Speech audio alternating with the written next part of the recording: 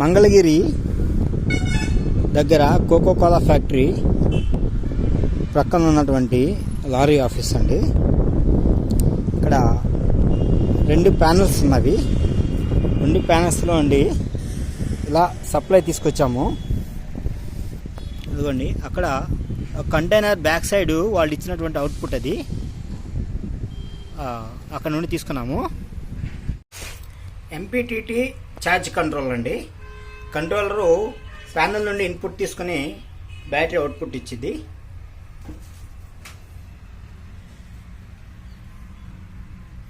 Okay, ఇది 200 what AC output conversion అండి.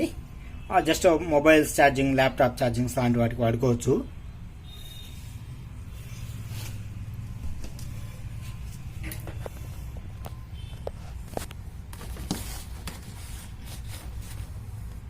Switch board అండి.